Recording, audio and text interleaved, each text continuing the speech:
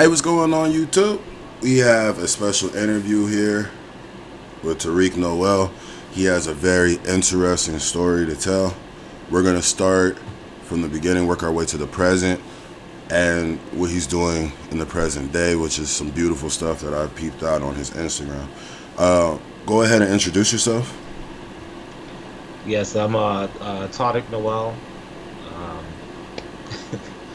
I'm from New York. I was born and raised in the Nuwaubian community, known as the Ansar Law community back then in Brooklyn, and we ended up moving upstate New York and changed to kind of Hebrew Israelite, Hebrew Islamic, uh, Islamic kind of thing going on. Then we moved down south to Georgia, and eventually, started building pyramids and stuff like that. Oh So, man, that's so intense, man. So, is Tariq Noel like your birth name or just your Muslim name? I know it's my birth name because I was I was born into it basically. So at that time we was into Islam, so we all got Islamic names.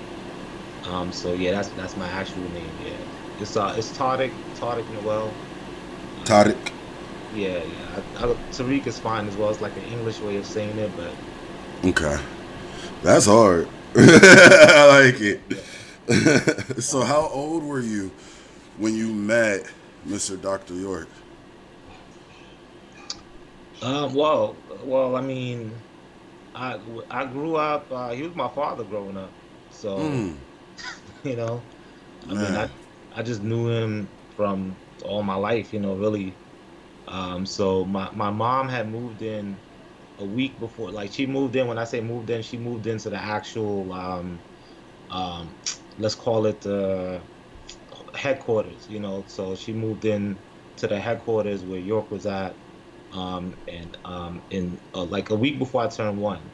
So, and Mm. eventually, my mom became one of his wives because he had multiple wives. So my mom became one of his wives, and I was still a baby at the time, or toddler, or whatever. So just growing up, I was growing up as him being my father.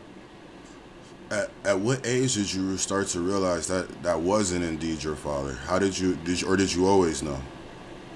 No, I found out that he wasn't my real father in 1999. Uh, 1999. how did that go about? Yeah, it was interesting.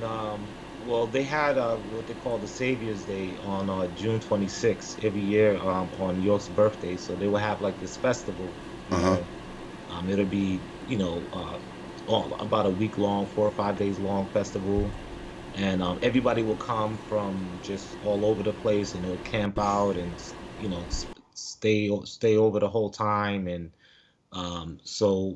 one of these years, 1999, I actually ran into my sisters, and they were just like, being extra friendly. My sisters from my father's side that I didn't know about, so they were just being extra friendly, like, oh, hey, do you want some food? Or hey, this, that. So they brought me to their tent where they was, had their tent at, and my dad was in, my real father was in there. So Oh, yeah, so I okay. ended up my father really not knowing that he was my father, and then he was telling me that he knew my sister and my mom, and so he was just telling me a couple of things like that. So I guess because I didn't know that they didn't want to be the one to tell me, I guess. So fast forward some weeks later after the festival and everything, I'm talking to my mom, and then my sister walks by, and then when she walks by, it reminds me that somebody said that they knew her. So that's when I was like, oh, oh yeah, somebody said they knew you, and then Mm. she was being funny. She was like, oh, who's some tall, light-skinned guy with dreads? I was like, no, some guy named Abdul Bassett, and then I said his name, and then my mom was like, oh, what was his name, and then what else did he say, and then she just told me, she like, oh, that's your father. Whoa, that's a heavy bomb to drop. How did you absorb that? How did that even feel?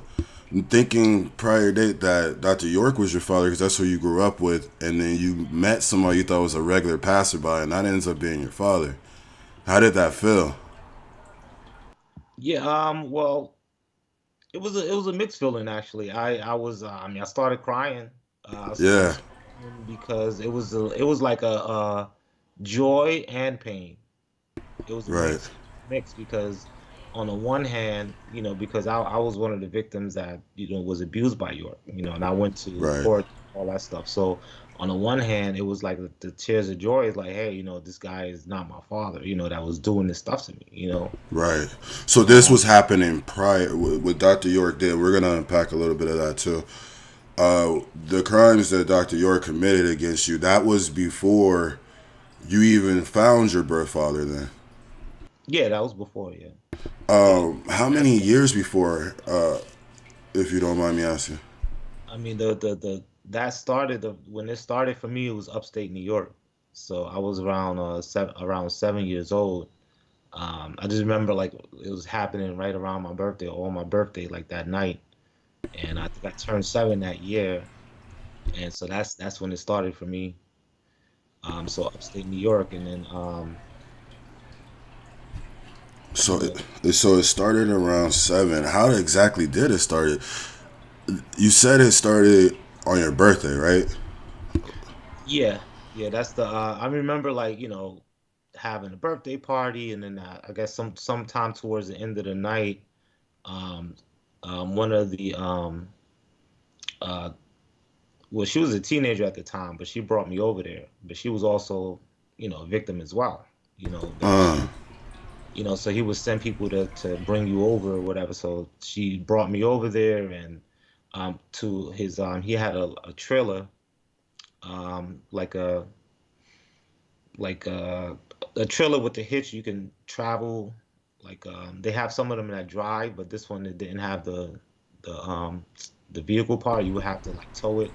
like a celebrity trailer, like when Yeah, they're getting changed on set. yeah, just Okay, exactly like that. Yeah, so it was like that. So he had like a little, setup in there, like a little home away from home type. Um, because at one point, they was building his place and doing construction, and but he had that as a different, he had that place. So we went, as soon as I go in there, there's uh a porno on, a cartoon porno on. that's wild. Like a hentai. Nah, I don't think that was like. So it was like an actual like cartoon style.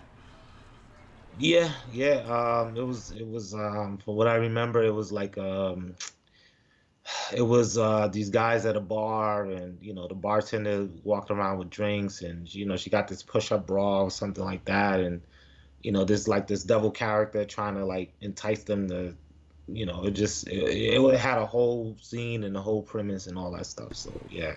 See, that was the process back in the day. I think some of these motherfuckers still be doing that. When they try to groom, they'll put a porno on in the background to kind of give a visual, like, "Hey, this is acceptable. What you're feeling is normal. You seeing it on the screen," and then they proceed to bust their move. I think African Bambaataa was giving it up the same way. Yeah, yeah, Did you, and then during that same time frame, we would watch movies, like we as far as just outside of York, and just we would watch movies in the place we live with like adults around. When certain scenes will come on, like they making out or love scenes, they will cover our eyes or tell us to cover our eyes. So so there was we wasn't really seeing stuff like that. We wasn't really exposed to stuff like that. They would tell us to cover our eyes in certain movies like that when they let us watch, adult movies for the age that we were, like action fighting movies. There's always a love interest, and they always make out, or have a sex scene or something. It may not show something, but they just tell us to cover our eyes. So it was like we wasn't even right? so when I saw that, it was just like like a What is first. going on? Yeah. How was life after that? Like, what did he say to you after that? Or was it just business as normal? He just acted like nothing went on. Well, like it started like with the thing is on the TV. The girls, she starts to like. undress my pants. He starts to touch me, fondle me. I just remember him coming over, like, but just like as far as like what he's like, I don't remember anything he would have said at that time. You know, like he never really, just throughout, he never really try to give me explanation or anything like that. I was like, I think because I was just so young when it happened, and I didn't really, you know, have no, didn't know what to, didn't know enough to know what to do about it. So I don't like, he didn't say anything to me, like not at that moment. Why do you think he chose you? Have you reflected on that? And like, why do you think he chose you and the others that he did choose?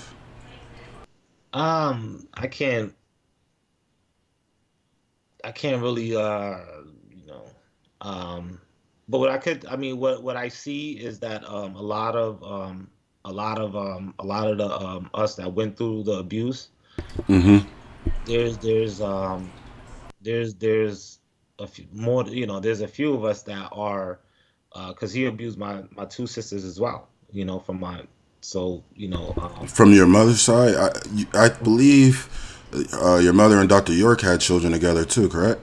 yeah, yeah, they have two kids.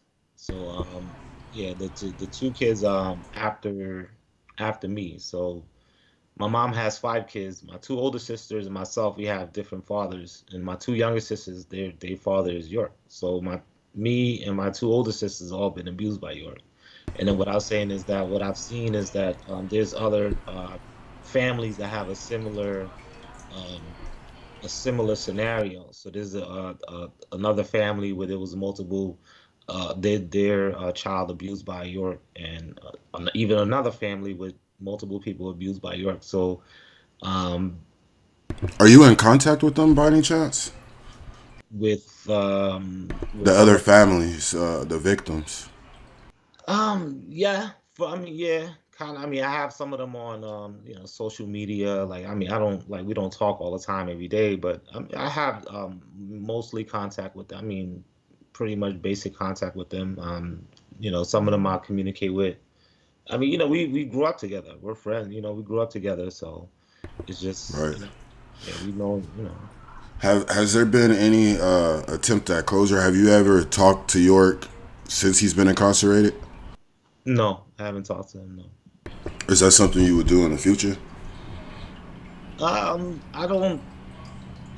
I really don't have nothing to, like, to say, because to me, I don't like I know what you did. Like, I know who you like. You trying to Right. say you keep saying you're innocent, so we're not at a place. You don't sound like you want to like.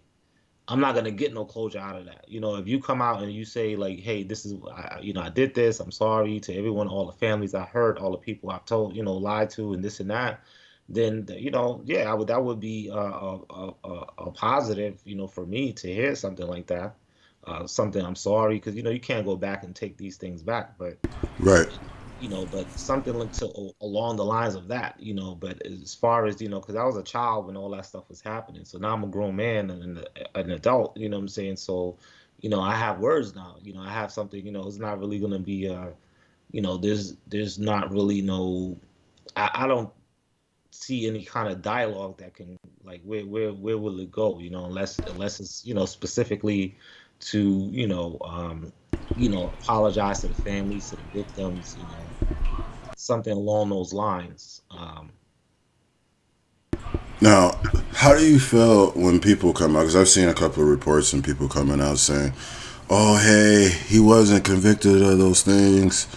Blase, blase, right? How do things like that make you feel when you hear things like that, knowing that you are one of the victims? Yeah, I mean, he wasn't like, I went through the court process. I was in court. I had to go on the stand to testify, look him in his face. Like, I mean, what do what was he not convicted? Like, but Right. you're saying that to who? Like, who are you, like, then why is he in jail? If he's not convicted, why is he in jail? Like, what? It doesn't Right. make sense. So that he's Right. not convicted of what? Like what is they try to say, oh, he's not convicted of child molestation. All right, then say that. Okay, so now let's deal with that. And then, because the federal government, they don't that normally the state deals with child molestations. I mean, there are cases where the federal government deal with child molestation, but it's through like the transporting the minors, or when you go across the state lines to do the crime, that's where the federal comes in. Yeah. So they was going after him with the RICO, money structure and laundering and all that, and the transportation of minor with the intent of having with sexual intent. So that's Hmm. where that came in on the federal level, and we went and testified on that level. There's also a state case where he was charged with all the all the counts of sexual molestation. So, if Mm. by any miracle, if he you know gets out of the federal prison, then he could still be charged with the state charges can go through, and then he would be so Be what? right where he deserves to be. In Yeah, jail, bruh. out the fire into the frying pan. So like with the people Yup. that say he's not charged with, all you have to do is just look. I mean, you just have to look at his charges, and you can read it and see what he's charged for. I mean, it says it there. And when you get into the Mann Act, you could look into that, and that deals with the transportation of minors for, like, I think the Mann Act had to do, they did that for some prostitution stuff or something like that. But it's Mm. worded in there, just that the federal government, they deal with mainly, like, money crimes or cross state lines crimes and things like that. And there was trips to Disney World where York took certain people, and things happen when it was in Disney World. So then did that there goes across in the state lines and connecting those molestations. And then for in my case, I was molested in New York, and I was molested in Georgia. So that's across the state lines. I So was just gonna ask you, did you ever go to the Georgia compound? I lived there. Oh, I thought. Okay, I'm sorry. I had it blurred. I thought it was only occurred in the New York. No, no, no. That's where it started. Yeah, that's where it started. I mean, the majority of it happened in the Georgia in Georgia. So, New York is where it started, and the majority of it happened while I was in Georgia. So, Did you ever communicate with some of his children, mainly Uma York and Prince York?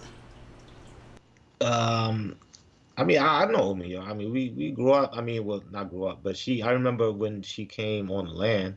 I mean, I know her mainly throughout there. I might have seen her outside of there maybe once or twice, at a gathering or something like that, maybe.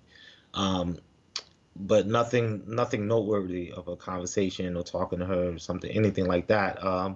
It just that need is not there as far as um, proximity wise, Right. unless you want to talk about just something healing or something closure ish, fine. But like just having to discuss with you as if I mean, she was on the land not for a hot second, not long enough to know, to see to be any kind of when I deal with people, I like to deal with people who can qualify to, not that I have no issue with her, problem with her, but people that can qualify to kind of speak on this conversation. Like it's really Right. like nobody that could really do that. I mean, it's between me and York, and Right. his other victims in York, and the other people, the other people that was involved. So, She said she all was reaching out to some. Cause I caught one of her interviews, and she said she yeah, had reached out to some of the victims. And I think a lot of your statements online has been the most powerful that I've seen. So I yeah. thought for sure she probably would have reached out. Was there any celebrities involved in this? Well, yeah. Let me just go back to Prince York. Okay. I've had a dialogue with Prince York. Ooh.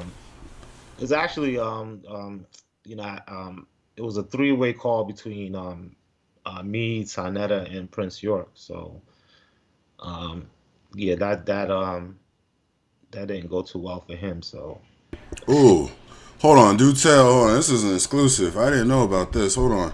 no, it's online. It's online. Oh, it's online. What happened in that call? Give us a brief clip. We'll probably put a link in the description. Well, like just to set the premise because this is when Prince York came on Sinetta Channel like initially. He came out, professing his father was innocent and there's alleged victims and all this stuff. So I was living in New Jersey at the time. So I was just like, and I used to watch Sinetta Channel, just checking it out, just seeing different lecturers and all this stuff. So, just to pass time and just, keep my interest or whatever, see but anything interesting. So I would see certain people reoccur and show up or whatever. So, I see Prince York on there. So then I'm like, oh, hold up, and I had I had the foresight to be like, okay, I see what's about to happen because I seen that Polight was on Sinetta channel, and then I saw like, he was saying he was York's child and all this stuff. But, I thought I was Yeah, like, that was crazy. yeah, so I already seen. I was like, okay, Prince York is coming out now, and he's going to, you know, if he's left unchecked, if you just let the lies goes unchecked, then this is gonna be another wave of people, another group of people that's gonna be basically lied to, Right. and so then and then I just like I reflected back when I was a child, like, hey, I couldn't do nothing, but now I'm an adult, so I could do something about this now. So I went to Harlem and to look for Sinetta, like I was like, I know he'd be by the Apollo, so I walked up and down, and 3, 4 hours went by, and I was about to give it up and go home, and I run into him and Captain Tazariak, doing the interview, so I wait for them to finish, and then I approach them, let them know who I am, and then that's how that interview with Sinetta happened. So it was just me reacting to Prince York coming out. So then that's how the whole. So now you got Prince York saying one thing, and then you got me saying another thing. So then, eventually, I forget how the phone call came about. I might have been, um, I don't know who called who or whatever, but we're on a three-way call, and you know, um, Prince York is trying to tell me like what I went through and didn't go through, and I'm just like, just telling him like, hey, it's true, like, and Yeah. he's trying to get loud and all this stuff. So it Was just he even old enough to even know about those types of events?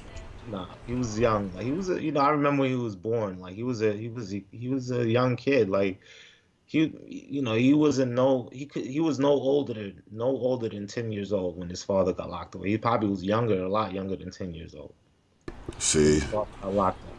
so he's Probably probably being groomed himself and being force taught some other things and feeling like what he's spewing is facts, but yeah, you and know. then they the Nuwaubians they have their side of the story that they've been pushing throughout all these years. So all their followers do is just go to their website or go to wherever they got all their side of the story at, and they just they accept that as their truth. So then they just all they're doing is just spewing what their propaganda is. They're just spewing out what's been written up as their side of the story. Basically. So I got a couple of questions. If you forget one of them, I'll shoot them at you again. Doing the research, even just for this interview, a couple of celebrities popped up. Like 21 Savage popped up, and I was like, whoa, ain't no way. His mom was in the community. I don't know about So him. it's true. Yeah, his mom was in the community. I mean, it's I don't know like how much that transferred on to 21, but yeah, yeah. I mean, I forgot. I don't know her name. I don't know if I knew her personally like that. But I saw her face. She looked familiar. But yeah, her mom, his mom was in the community. Music Soul Child. I think he was in it for a bit, but I know for sure his sister, she was in the community. They we had homeschool on the land in Edenton, and she was one of the teachers. Like she was one of my teachers that taught us. So she would teach us. Noel, you are giving us so much exclusives you don't even know. I'm so thankful we're having this interview. I thought for sure, I'm like, no, there ain't no way. And then I saw the pictures of her wearing like the Free York shirt, like for like the Yeah. protest to get him out. And I'm Yeah. like, hold on. I did my Googles. I went to Instagram. I'm like, that's her. But you Yeah. never know these days. It could, I thought, it could be Photoshop. Yeah, yeah. I mean, yeah, Africa Bambaataa, he was, uh, let's say affiliated. He was affiliated with the Nuwaubians. Um, You think York groomed him too? yeah, I can speculate that. I mean, just based on what we see, just based on what we see. Right. Uh, For people who don't know who African Bambaataa is, can you break that down? Who that individual is? well, they might know he's they call him the Godfather of Hip-Hop. Like he was one of the older pioneers of the hip hop movement. Um, he had uh, the hit song, the Planet Rock song, the Planet Rock. So that kind of um, got the his name out, the buzz out. He formed a group called he formed the Zulu Nation, which was just like an organization.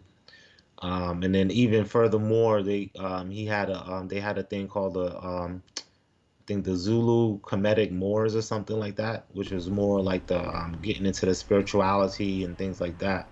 So that Zulu Poetic Zulu Comedic Moors Hmm. is that ties in more to the Nuwaubians, because that ties into the religious spirituality aspects of things and the teaching part of things and the whole Black Power movement and all that. So that's where that tie-in is.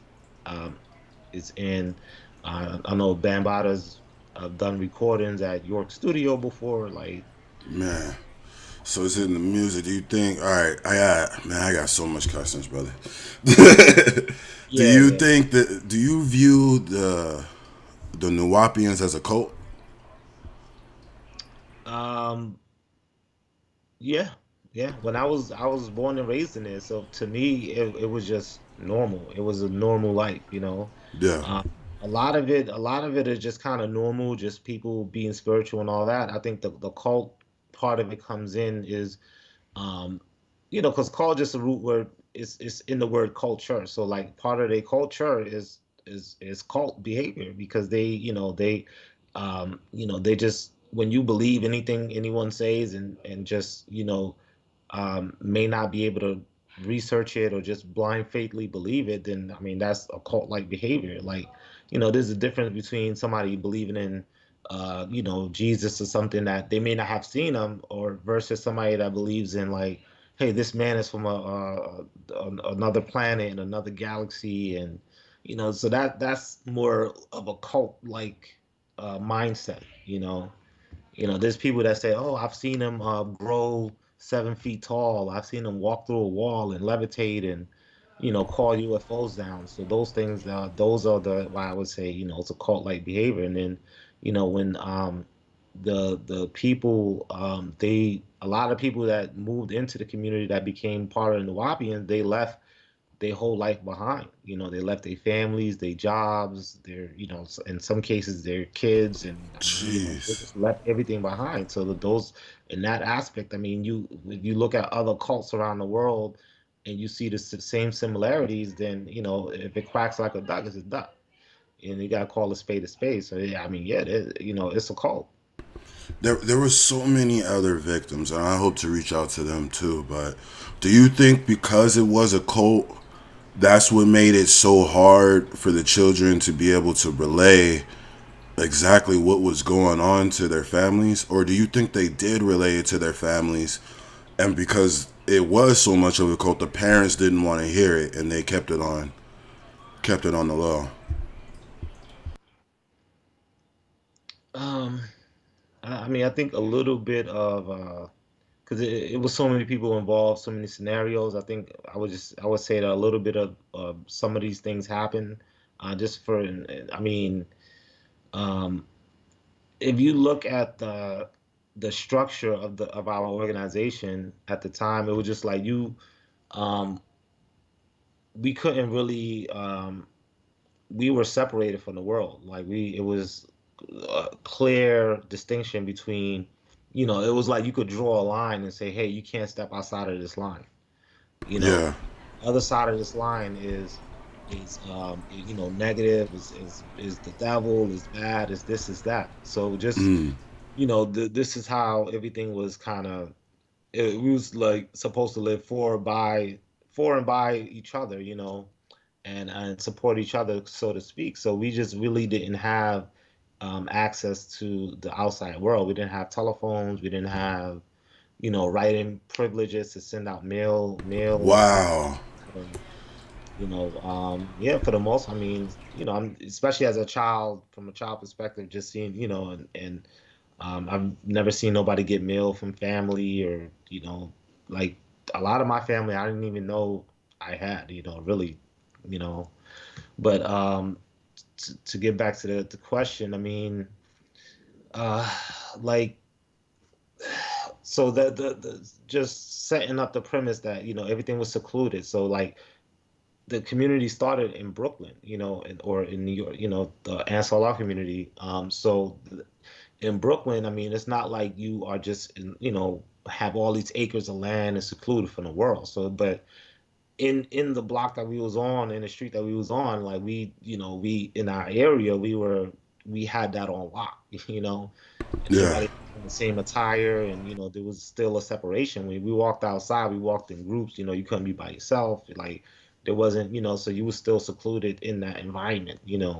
And nothing to me happened in Brooklyn, but there's other people that things did happen to in Brooklyn, and they have their stories there, and the things were done more inside whatever. So when we go from Brooklyn to upstate New York, Sullivan County, is hours away, is more space secluded, and nobody, so now you have to, now there's more, he has more of an advantage to take advantage, because the cult like behavior is more pronounced, because you have more freedom to live the way you want to live, basically, without, a neighbor or somebody like looking across the street and looking out the window and keeping an eye on you. So now no one can really keep an eye on you, and then even furthermore, you go from New York and you go to Georgia, and we had 476 acres of land. So I mean, and we was out deep in the country where, and it was, to me, super secluded. It was like 20, 30 minutes, 20 minutes or 10, 15 minutes to even get to a gas station, 20 minutes to get to an exit to get you to the house, so it's just, so that's the seclusion part. And then that kind of, uh, The mastermindery, he had you guys secluded, yeah. And so you couldn't get that outside influence to wait alarm everybody else. Hey, this is a cult. yeah. And then for and then we like, we never was like told to, hey, nobody ever taught us like, hey, this is good touch, this is bad touch, hey, if anybody tries to, let someone know, like, hey, anything like that, because, if you, no one's ever told me that. I've never known anyone to say that, anything like that, because you got groups like we were separated by age, by gender, so the women separated, the children are separated, boys and girls, and then even the boys and girls are separated by age group, so we all live in different buildings. So you'll have a house or a place where there's 20, 30 boys living in, then in another place where there's 20, 30 girls living in, another place where you got the toddlers, the boys and girls toddlers, and then you got a place with the women and a place with the men. So then it was just, everything was separated like that. So you would think like, hey, just, like, so that nobody is, so that nothing like this happened, people would tell people, hey, if anybody approach you, touch you, hey, let somebody know, let an adult know. Like none of that was done, so we didn't have a, we didn't know what to be aware of, and I didn't know what to be aware of in that case. I didn't even know it was, um, I knew it was, I knew, like, had a feeling it wasn't right, but I didn't know that it was abuse. I didn't know it was like not supposed to be like, this is illegal. This is not supposed to be going on. So it's like you Yeah. didn't have that concept until later on. And then, as far as like, if people would just, because of cult mentality, they wouldn't believe someone or anything like that. Like, um, these people thought highly of York. Like they thought, you know, um, to them, he was their Malcolm X, Martin Luther King, you know, their Some Farrakhan. of them are even worshiping him as a god. As a god, yeah, basically. How did that happen? Did he start teaching them to worship him as that, or it got so embedded in their brain that he's the end all be all that they just started worshiping him as a god on their own?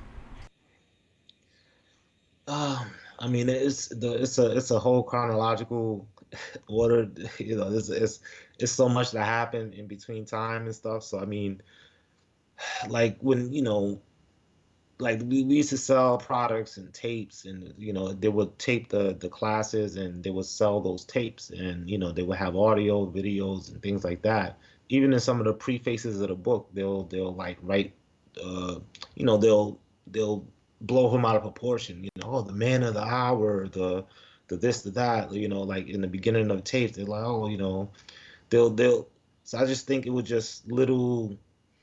I don't know, I can't really say what. I mean, there's so many connecting dots. There's so many pieces that but I think a lot of it kind of came from him, because he says he calls himself like the Melchizedek or El Kadir or the ancient white ruler. Can you break those words down and tell us what that means? The Melchizedek, and break those down for the audience that might not be privy. Ah, man, I don't like. I'm probably gonna butcher it, because It's like a all lot good, of the brother. stuff, man, I just, like once I washed my hands of it, it was just, but I mean, I think Melchizedek, because he had the ancient order of Melchizedek, so I think Melchizedek was like it's like an entity, or it's supposed to be this wise person. I don't know if it's even the name Malachi, is like Yeah. Malachi, all these things are like he liked to give himself these titles of people that are high profile, whether it be Amanubi Rakata, some Egyptian, some Melchizedek, El Kadir. I think El Kadir is like an Islamic, something dealing with Islam, and one of their spiritual beliefs and stuff like that. So he was just always the placing himself in as a as he was the grandson of Anu. Anu was like the Sumerian god and all this stuff. So he was He was the probably positioning himself to be viewed and accepted in that way. He yeah. was grooming the entire time in every which way. Yeah, I mean, he had images of him, holding the lamb with, his arms like out, like so he had these Messiah looking imagery of him. He had these he was a rabbi, he was an imam. He was this a chief, chief in a Native American. Like, so every you know and then when he taught everyone is God, then it's like, okay, everyone is God, but then nah, he's the God amongst gods. Like, so Right. so it just, he always had a way and then it will kind of be slick, because sometimes he'll say, oh yeah, I'm not Jesus, I'm not the Messiah, and this and that. But I think he'll just say that to just to say it. But like, I think sometimes the people gave him those titles. They just raised them up that like that. But I really couldn't tell. I mean, to me, just growing up, he's my dad. Like, I just, I looked. I mean, I was raised in it, so I didn't have no other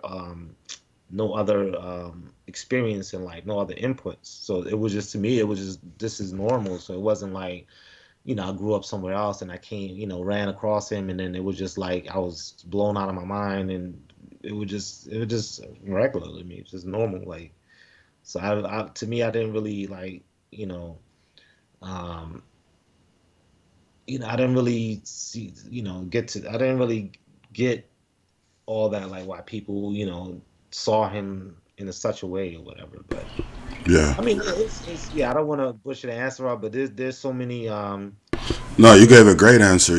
yeah, You you went through listen it to and any unpacked it. of the tapes and stuff like that, they'll do this big introduction for him, and in that introduction, they'll say a lot of things that will clue you into that, hey, he's more than a human. He's more than in the prefaces of some of these books, they'll have the written certain way where, he's more than just what he is, and then there's this character called Yanun that incarnates into him, and he's supposed to have 76 trillion years of knowledge and information. So I mean, a lot of that is kind of wrapped up in there is why the people just raise them up like that. Okay, we got a couple of more questions, so we're gonna start working our way. Sorry, to present day events. How many times, if you don't mind me asking, did Dr. York have acts with you that were molestation? Yeah. Like I didn't keep account. Like it was, I just go from the Man, period when it started and to when I left, and man, yeah. So I it was mean, that many times, brother. I, That's tragic. I'm sorry for that, brother. I would like to say that it was more than 20 and less than 50. So God damn. Do you feel? Because I cover a lot of hip hop on my channel, and I mhm. just covered the R. Kelly situation, and I said in that video that yes, I 100% believe there's child play all throughout the industry. Do you believe cults like the Zulu Nation, cults like the Nuwaubians, and what Dr. York and Bambaataa were doing? Do you think that is it within the music industry as well? um, I, I mean, yeah. I mean, we see it. You know, we see it. I One mean, hundred percent, we see it. yeah. I mean, to what degree, to what magnitude, to who's involved, and because everybody has their, there's different brands. So one brand might be the one behind it, but then the other brands they may not know nothing about it. But for example, I mean, York he started off as a singer. He had a group called Passion. He was in a singing group. His stage name was Dr. York. That's where he get the doctor from. Okay, I always wondered where he got the Dr. York from. He was he had a recording studio in New York, and then that's where a lot of the celebrities at first, will come because they would go to the studio, they would make music, they would, he would produce their music, he would produce groups, so he was in the music business, he was in the music industry, he got videos, he went on a semi tour, he went to London, he performed. I mean, he was a musician, he was in the music industry. And look at what he did. You got Africa Bambaataa. Look at what he did. So um, you know, one is an incident, two is a coincidence. So it's not no, Right, but you can say the same thing for like religion and like these pastors and priests that they are, um, more more or less than other professions are doing these kind of things. So, the music and the movie industry are one of them. The religious industries is one of them. So I would say yes. I mean, I don't, you know, I mean, look at Aaliyah. right. I mean, so there's Groomed right from the start of just getting in. I think she was like 13, 14. yeah, yeah. So when you like, if you look at like, for example, gangs, there's a certain, they might, do. Initiation. Yeah, they might do crime, they might do sell drugs and shoot each other. There's certain things that's associated with them. But that's you're not gonna see them doing you know, painting a house or something. I mean, I'm just saying like it's certain things that's attached to what they do, that genre. So there's certain things that's attached to certain genres, you know. So I think, you know, We for see us, you painting houses. We're gonna get into that too. I saw your housework. That was gorgeous, man. Much love. It seems like you on the right path. Let's start making our way to present day. How did you meet Brother Polight? How did that whole before the interview between you two happen? Chat. We covered this. We put this in our Brother Polight documentary series. You know what I mean? And we played that interview 1,000 times. Taariq Noel was the one who said, "If I was a preacher, if I was a pastor, I'll be telling you to do all the right things, right? yeah, But and behind the scenes, I'm gonna do all the things to send you right to hell." yeah. Now, before leading up to that interview, how did you guys meet? How did you guys hear of each other? How did the sit down even take place? Yeah, so that clip is from is from a documentary that was being done. That's kind of still in the works, you know. So that was just a clip from that documentary. So the person that was putting the documentary together, you know, he basically was the one who got us in contact with each other as far as you know, he was interviewing, he was kind of be fair and interview both sides of the story, you know, both sides of the case of what was going on for the interview. So for the documentary that he was doing. So um when I've done previous recordings with the gentleman, so um, you know, eventually he was like, hey, you know, well, I have someone that, you know, if you want to sit down and talk. So he kind of put that together, you know, and then you know, to be a part of this documentary. So, you know, he asked me would I be willing to do it, and I said, sure, fine.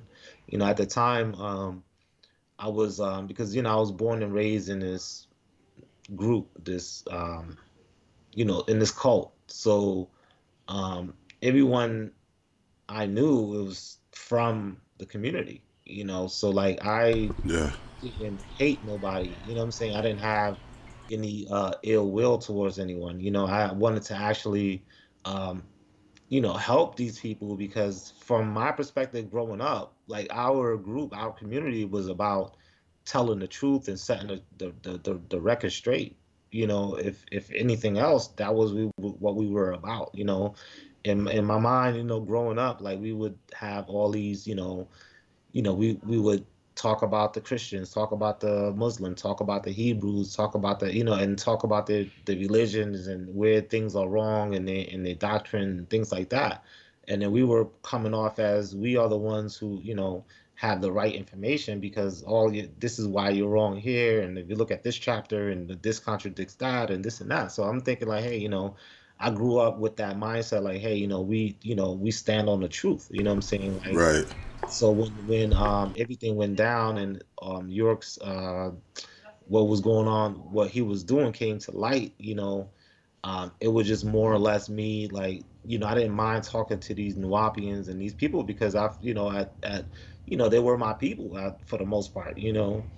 And you know, I just felt like if the shoe was on the other foot, I would want someone to reach out to me and tell me like, yeah, this is true. You know, this did happen. So that way I could say, okay, you know, I'm glad you told me, you know what I'm saying? And I could Right. make up my own, you know, so I was doing it out of, you know, just, you know, like I was still trying to reach people, you know, try to kind of save them from a path that they're heading on because, you know, like if you know like you know if you know the bridge is broken coming up ahead and you know somebody's driving you know fast and you know they're not gonna have time to stop, you know, I want to try to warn that person like, hey, you know, stop, the bridge is collapsed, you're not gonna, you know, you're That's not gonna make brave it. of you, man.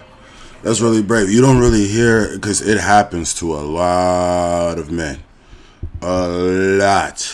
A lot. I can't name. I think there's probably like two male friends I have that didn't happen to, but they would never tell another soul. You know what I mean? And I've known them since like preschool. That's probably why they told me. But that is more common than not. How did you find the courage to stand up and make these statements to be known in court, but not only in court and do these type of interviews? Well, I mean, I have two sisters that went through the same thing. From my mom, my mom only son. I'm the boy, the man of the family. And then like, so I'm doing, I'm doing it for myself. I'm doing it for my sisters too. I'm doing it for my family, for the other victims that went through this stuff. You know what I'm saying? Um, because like, I feel like, hey, I felt in the beginning is, hey, if I do this, then they don't have to do it. They don't have to, they could live their life and, they don't have to, defend themselves basically. You know what I'm saying? Because the Nuwaubian people was just, pleading his innocence this whole time, and you know, to me, it's like, I can't go back in time and change anything like that. Like, I know, like, I'm comfortable with my sexuality. I'm not, I don't go down that way. You know what I'm saying? That's, that I wouldn't, if I had a choice in the matter, I wouldn't have chose to, to do anything real. You know what I'm saying? So it was like, Right. that's not, that's not. So I know that for me. So I was like, I mean, I'm not going to, like and then I also felt like I had a second chance at life. You know what I'm saying? Like I was able to leave that place and have a second chance at life. You know what I'm saying? And then I feel like I've seen you know the people move in and people leave everything behind, and I've seen people who come and go throughout the community, and it's just like I helped build that whole land. I helped build that place of mine. Blood, sweat, tears, all that. And so I was as much a part of it as anyone else was. You know what I'm saying? I grew up in it. Your And some of these people who are proclaiming his innocence weren't even on the line. I mean, people in those videos too. Hey, they have no connections. They weren't even there. They just worshiping him as a god from afar. Don't even know the deets.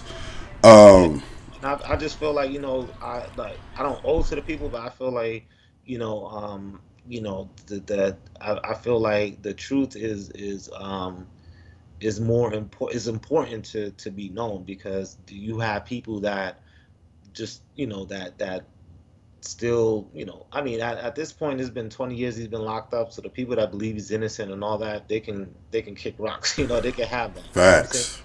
But in the beginning, it was just like nobody, people were confused. They thought he was being real, or they thought he was being, all this stuff. So it was just like, I think it's important because a lot of people, they spend 20, 30 years of their life, what I'm saying, in this community. They left, left their There's something family. I gotta say too. It's crazy when, like, I see comments saying, "Oh, it was the white man trying to tear him down. Oh, it's the white man trying to tear Brother Polight down." And then when black people interview the victims, such as yourself, Yeah, they're saying, "Oh, you're tearing this person down for the black." These are black victims. Let's yeah, not get this confused. Like, this was like pretty much predominantly all black victims. exactly. Yeah. And on Where's the top of white that, man in this equation? These are black victims. yeah, yeah, and on top of that, the one the us who were victimized, like were our parents were the ones who were like close to York, like the fathers of the some of the victims, like they were his right hand man. You know what I'm saying? Like do anything for this man. You know what I'm saying? You go now, you abuse their child. Right. So it's and it killed me with that. Oh, the white man that like they came to if he didn't do this shit, I mean, if he didn't do it, we won't be having this conversation. Facts. I mean, you can't like like you go do a crime and then you win the lottery the next day, and then you like, oh shoot, you going on vacation, you buying houses, you doing all this stuff. 8 years later, that crime catches up with you, and you got $200 million left that you ain't spent. Like what? Like you should have never. You did the crime. Like so See, Chad, whatever. this is why we do no crimes. Yeah, I don't whatever even got a parking ticket. happened after that, and your life might be. You building, you doing all this stuff, and that's why I feel like like he didn't care. The mission that he had wasn't important enough to not jeopardize it by molesting children, because if He had somebody, that sick he was sent on appetite. this, yeah, because people, this in the community, it was like this whole understanding of a mission. We had this mission and this mission and mission. So this mission was, it was supposed to be about the, raising the 144,000, raising it, it's supposed to be about the kids, raising the kids in an environment where they're not subjected to this outside world and the influence of the outside world, so they can grow up pure and be the whatever, go out there and change the world type of thing. So, like there was a strong sense of a purpose that we had, you know what I'm saying? And if because I mean, there was cults out in the 50s, 60s, 70s, and 80s. Yeah. There was cults out back then, and those cults were molesting kids, abused kids, and all that. I'm Hmm. sure there was public knowledge at that time. You know what I'm saying? I wouldn't have known because I was a child. You know what I'm saying? But I'm sure it was public knowledge. So it's like there was an ideal that, hey, you know what? People might look at us as a cult, so let me not do the things that cults do. That way they don't have a reason to come down and try to take apart what I'm building here.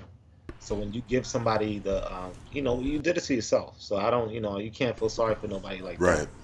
And Did you you know, think Polite was gonna have all that type of energy for you before the interview started? no, I didn't know what to expect. I didn't, I never, I met him at that bench. Basically I met him at that bench. I came by myself. He came with someone else. You can't really see the other guy in the footage. Like, I just showed up, because Yeah. I didn't, at the like it's at the time it was not like I've dealt with people like Polite, you know, just throughout time, like just talking to people either on the phone, not too much face to face, but just you know I've spoken to people and let them know what the deal is, because um, I'm I feel like if you coming from the community from that angle, then I think that's the best approach is to face-to-face talk, man-to-man talk, like let you know, hey, this is true, this happened to me, and then you could accept it or not, what I'm saying. But I didn't know what energy he was gonna have or anything like that. Um, It you felt like a condescending kind of type energy. Instead of trying to get your story, hear your story. Like it's cool, in interviews to have, counterparting, like countermeasures to kind of like counteract in the interview, right? To try to like pick that person's brain, but it felt very, very condescending. Did you feel the same way? yeah, I mean, I also because I've dealt with people like him, because like to me like that interview is a classic because it's a snippet into the minds of many of the people that believe the same thing in York as York. That rhetoric, you get a lot of that from New York supporters. I mean, it might even be word for word verbatim, but I mean, I let people speak for themselves. But this is that concept of, this man can't do no wrong. This man is my God. He didn't have a fair trial. Blah blah blah. Like this is the same thing. You could, if it was someone else sitting there, they might have been along the same lines, saying the same thing that support you. Right. But this, and luckily he did But it look because at the situation he's in right now. Let's touch upon that. How do you feel about this situation with Brother Polite and this alleged 14-year-old young lady? Hmm. Right. Boy, look, you know what? You know, I mean, he'll have his day in court. You know what I'm saying? I mean, for like he couldn't be around me. He's banned from my area. I feel it. Yeah, you banned from the East Coast. Don't even come over here. You know what I'm saying? I don't like. It's like I'll let the verdict happen, have it happen. But I have an issue with that. We got I other have an people. extreme issue. I got a kid. He got a soccer game Yeah, and 2 more hours. You know what I mean? And yeah, I, because I have an extreme issue with that. yeah, I mean, you've been fighting for your Lord and your God's freedom, saying that he's innocent and molesting kids, and then you get accused of doing the same thing. It's a problem. There's a big problem Right. there. So You know. like, that's like there's no you know there's no conversation. I mean, there's to me it's just like you you're no longer welcomed here. Like you Right. can't come to New York. You can't come to Florida. You can't come to Georgia. Like wherever someone is at that have a problem, you can't be there. Right. You got to stay. With people that you gotta like we let the process play out and see where he goes.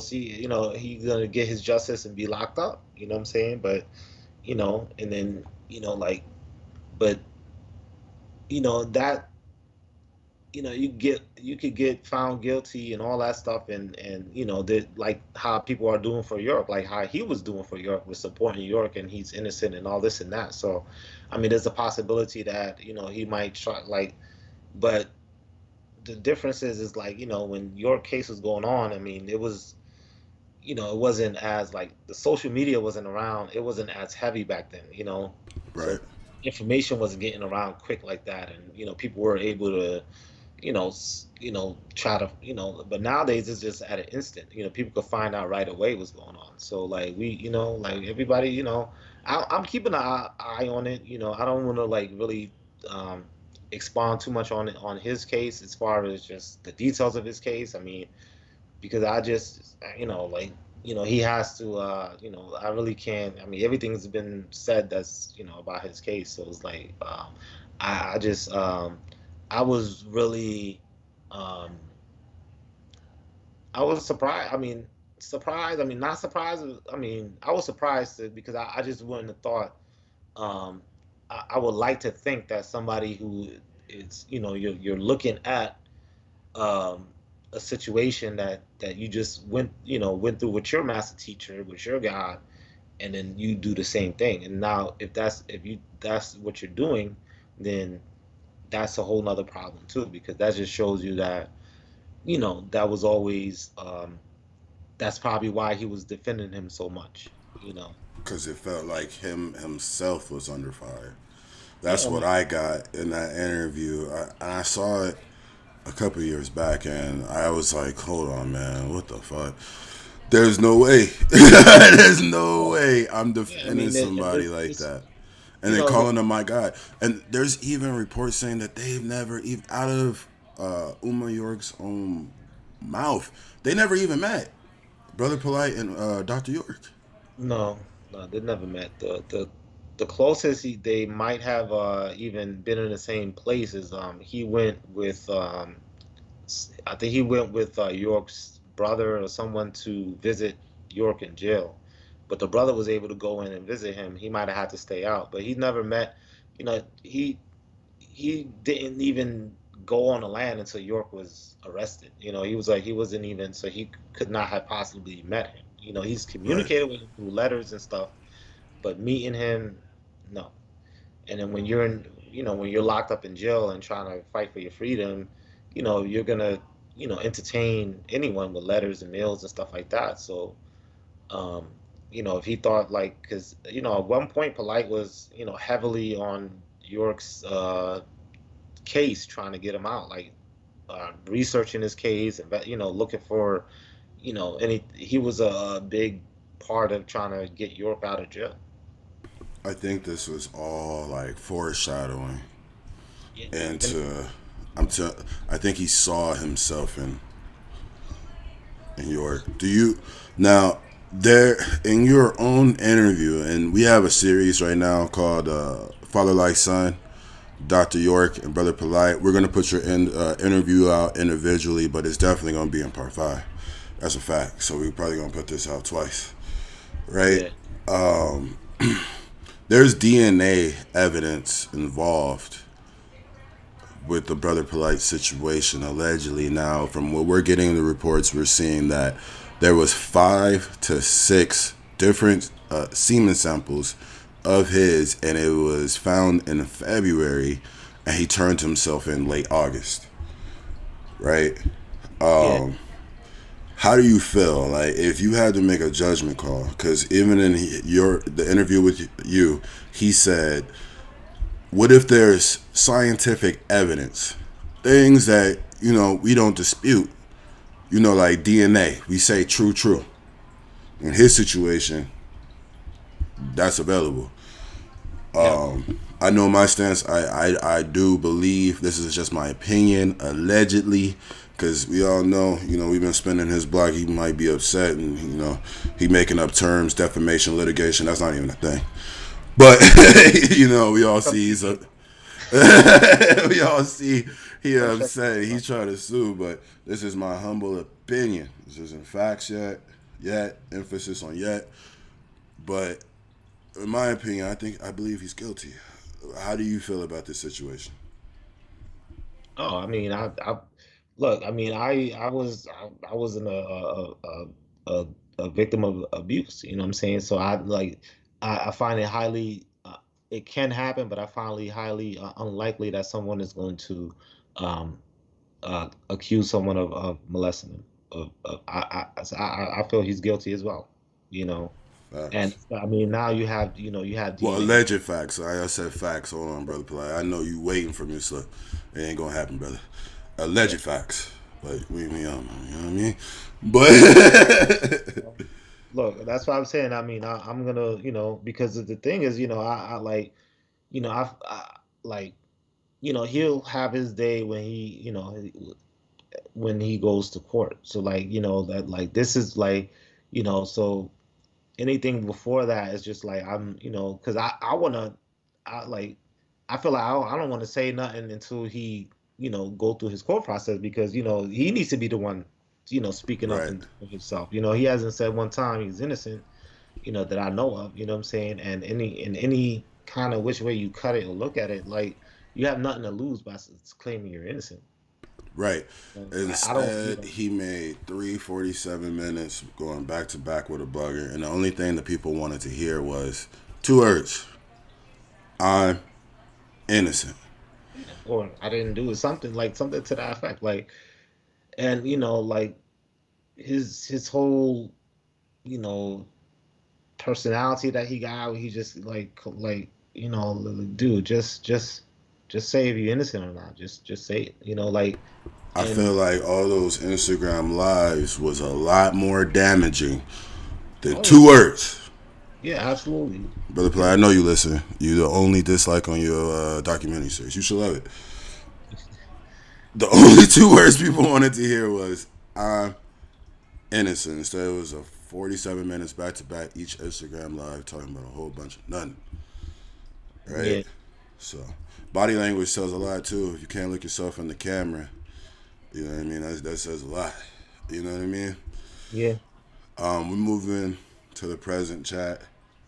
And, he lied and said he didn't say that if he molested 1,000 children that he will worship him as God. It's on video. It's on And video. Chad, yeah, the I gotta. video that's looping in the background is the interview. We'll put a link to that. It's on Brother Taariq Noel's YouTube channel. We'll put a link to that.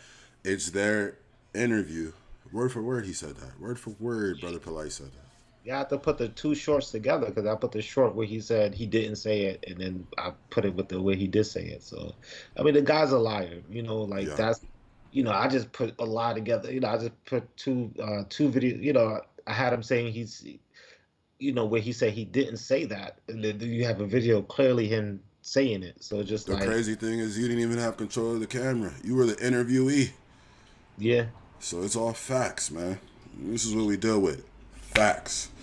You yeah. know, So allegedly, Brother Polight. yeah, Allegedly. so he's look, I'm he's to me he's a liar, I'm like I caught him in a lie, because I was he told me to his face, he told me to my face that he will worship him as his God if he even if he molested 1,000 children with Yup. DNA actual evidence. And then later on the Sonetta phone on the Sonetta interview, like I think they were talking about Hassan Campbell, and I had called in because I was wanted to get at Polite, so I feel it.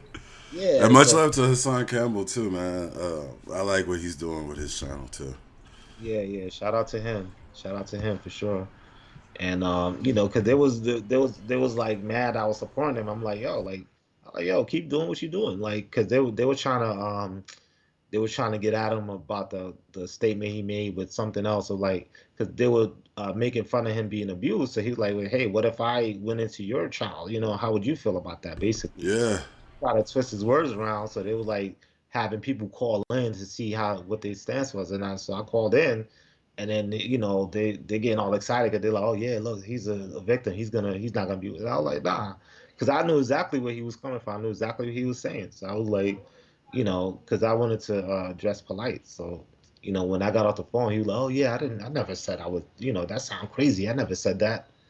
So yeah, I mean, he's the dude. He's the confirmed liar. I mean, this. You could go down to his And chron. scammer, allegedly. Yeah, Allegedly. yeah, going around the chronological, and you can see, he's been allegedly scamming people, and people have documentation and proof. You know what I'm saying? And I think, Hella you know, receipts. and now that they know where One he, dude just pulled out a huge bag of receipts and started digging through them. It's out here. The information's out there. And if you want to know where to look, it's in our documentary series, Brother Polight, Dr. York, Father Like Son documentary series. It's all there. This is going to be on there too. But we're going to put this interview out first as a standalone, and then we're going to add parts of it into our documentary series. All right. okay, We're going to move to present day.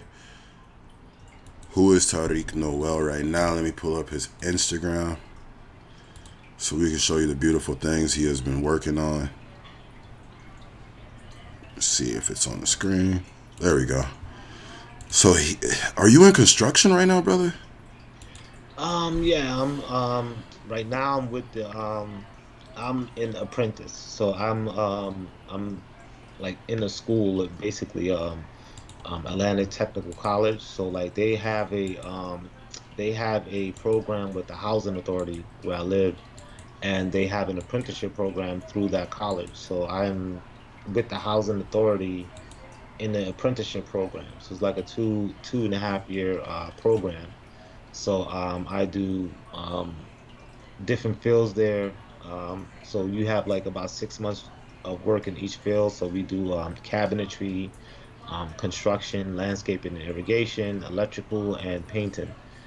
So that's just my regular job because it's like on the job training apprenticeship. And then I have a second job where I am someone's apprentice as well. So we do the remodeling. So that's where I post most of those pictures of the construction with the remodeling that we do. It's gorgeous. I have it playing on the screen right now. Homes that look like a disaster before you arrived, brother. I can't even hold you. And then when you were done, I'm like, man, look, I'm from Los Angeles. I ended up moving to Ohio because it's cheaper real estate. But man, you almost tricked me moving to New York. I know how expensive it is out there. These Yeah, homes are gorgeous. Like, absolutely gorgeous when you're done. They were like hit with a bombshell before you arrived, brother. yeah, You know, you could tell you were definitely destined for great things.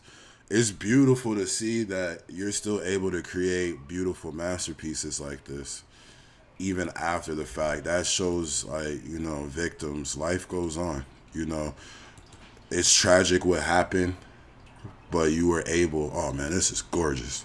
Sorry, I'm still playing your videos. I'm not gonna take full credit for everything. I definitely, I'm the guy I work with. I'm his apprentice, so we work side by side. But I'm definitely learning all of that as I go on. And yeah, yeah, I gotta go to work later today. We get putting in the work. So Please put another before and after video up, brother. I yeah, might upload it as a YouTube short and credit you and put your YouTube channel on it too. This is gorgeous, man. Like the little bar stools right here, man. Look, if I ever need construction, brother, I might need to hit y'all up, man. yeah. How would somebody contact you about this type of things?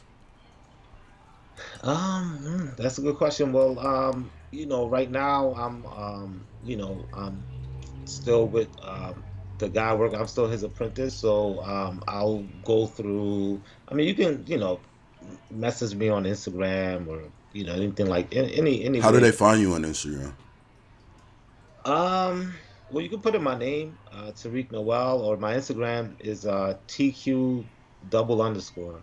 So Okay. two underscores, TQ two underscore, or just put my name, Tariq Noel, Taariq Noel. Um, yeah, but normally, I mean, um, because we're like a two-man crew right now, so like we're like booked until May, June or something. Like we're just got busy until then. So it's like what tends to happen is like we're doing one project and somebody comes by and see it and they want us to do their stuff, and so we're busy doing that. I have just when I post the pictures like that, some people do they'll write me and say, hey, I'm gonna. Someone that wrote me and said they thinking about investing in some property, and will I be able to, do the work on their place? So I say, yeah, just let me know. So I think right now I'm gonna go through it like that. When I'm done with the, when I graduate at the school, I'm going to, you know, s- have my own company. So then from there, then I'll have like um, a direct, page and website, business phone and all that stuff. So, but for now, if people are interested, they could just hit up my Facebook, hit up my Instagram.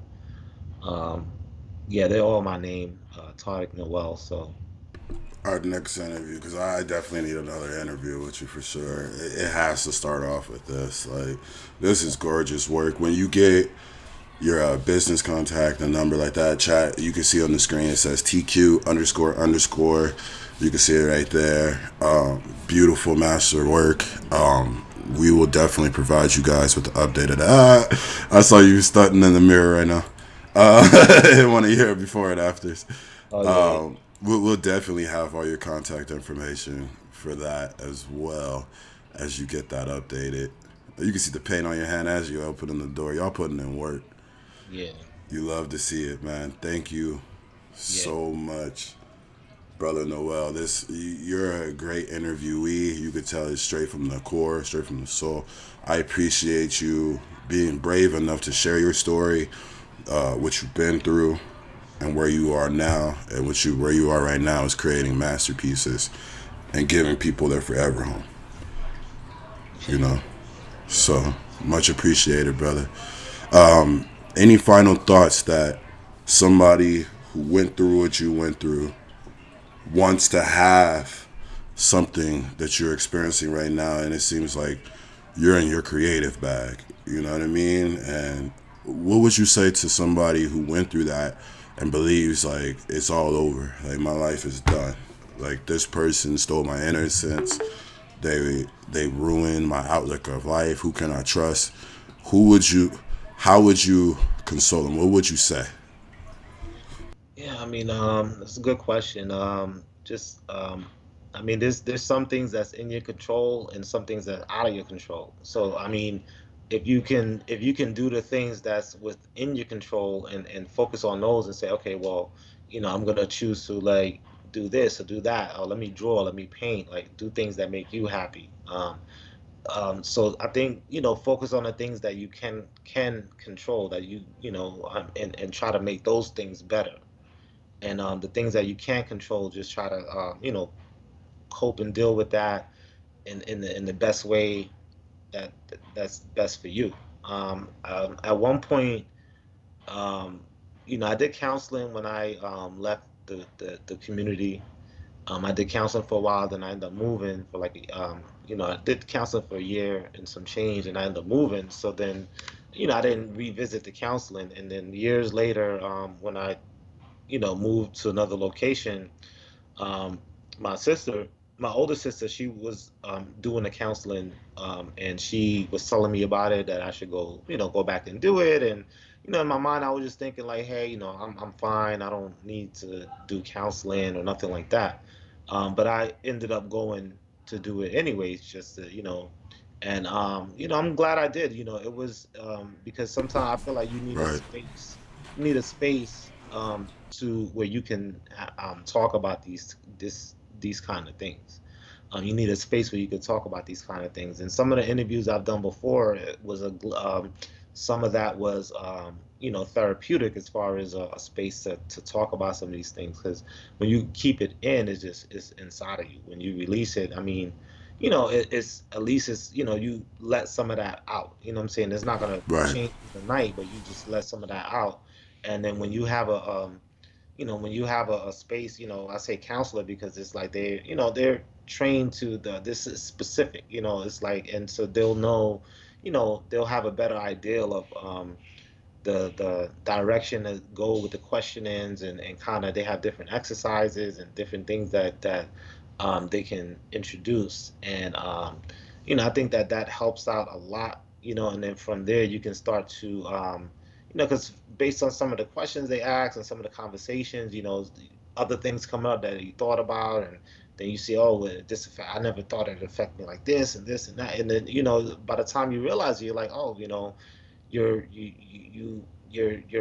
getting a lot of this stuff out that you didn't have anyone, let's say, to talk to about this kind of stuff, because sometimes, a friend or family member, it's like you may be able to talk to them about certain things, but it's like, they're not professionally trained to kind of, you know, um, have it where it's, To deal with that level of a situation, and plus they don't have no biasness, and then yeah, it's somebody to let you get that all out. I think in our community, counseling isn't pushed enough. I've done it several times, probably like 4 or 5 times. yeah, and then there's a progression, it's a progress, you make progress. So it's like, okay, we went over this, last month. Let's move on to over here. Let's go to this area, and I think it just it sets the I think it helps to set the to set a new tone for yourself. Like you can, because when you walk out of it, you're like, okay, you've let some things off your chest. You've got a different kind of perspective. You might have got different responses and answers from the counselor, and hey, like let's write a gratitude journal. Let's do different suggestions, and these things. I think these things can help, and they'll uh, trickle down to other aspects in your life. Um, I just say, hey, like I mean, one, life is short, so we get each day that we get, everybody don't get the same day, so each day that we get, like let's try to do something to um, make it a little better, like just simple terms, just hey, it's another day, like let me if I did 5 push-ups, I'm gonna do 6 today. I feel it. I mean, by the time 2 months go by, I'm doing 80, 90. So it's like every day is like, okay, it don't have to be, oh, Monday I gotta go to work. Like, yeah, okay, Monday I gotta go to work, but it's Burger Monday or Taco Tuesday. It's like it's something to make it better. You know what I'm saying? So as Yeah. long as trying to, I'm optimistic. I like to be optimistic because I just, for me, I grew up in a secluded place, and then I saw the world for the first time, and I'm like pressing buttons on the elevator. I'm just like going down, up and down the escalators. Everything was just like Brand new, new. and to everyone else, it's just normal. They're like, why is he pressing all the buttons? Like, what? It's just And they have no idea. yeah, it's just the outlook, is the glass half empty? Is it half full? You just gotta, okay, well, which one is the positive in it?